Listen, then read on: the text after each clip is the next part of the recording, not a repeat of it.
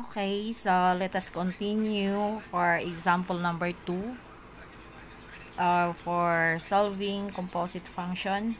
So for number 2, so we have still a given, same given. So we have f of x is equal to x squared minus 6, and we have g of x is equal to 3x plus 2. Then now, we're going to find for,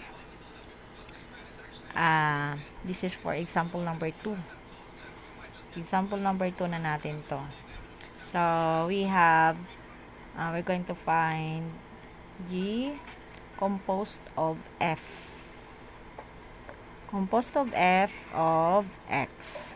Yan. So, ito na yung bagong domain natin. So, kunin na muna natin yung G, tapos yung new domain natin na F of X. So, ito yung new domain natin. Ito yung bagong x natin. So, we need to substitute first our value of our f of x. So, yung ano natin, just bring down g. Tapos, yung f of x natin, or f of x is x squared minus 6. So, this is now our new domain. So, this is now our new x. So, this is g of x. Dahil g of x na to, we need to find or solve our g of x in our given. So, our given is equal to 3x plus 2. Then, our new x, our new domain is x squared minus 6. So, we need to substitute the value of x by x squared minus 6. So, papalitan lang natin yung x natin for our new domain natin. So, x squared minus 6. So, yung x natin na ito, yun yung pinalit natin dito, plus 2.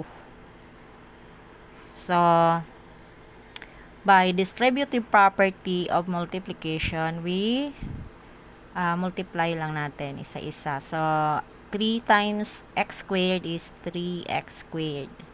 Kapag mag-multiply tayo ng number times a variable, laging nauna yung number. Then, 3 times negative 6 is negative 18. Just bring down 2. So, simplify negative 18 plus 2. So, we have here, bring down 3x squared. Tapos, unlike sign, 18. Tapos, 2. So, we have negative 18. Tapos, positive 2. So, mas malaki ang 18 kaysa 2. So, we have negative sign. So, subtract 18 by 2. 16. So, 16. Sinubtract natin dahil unlike sign. Sa rules ng addition of integers, subtract the number kapag unlike sign ang mga sign ng ating mga integers. So, this is our final answer. So, ang sagot ng pagkuha ng G composed of f of x is equal to 3x squared minus 16. So, that is for example number 2. So, now let's solve for example number 3.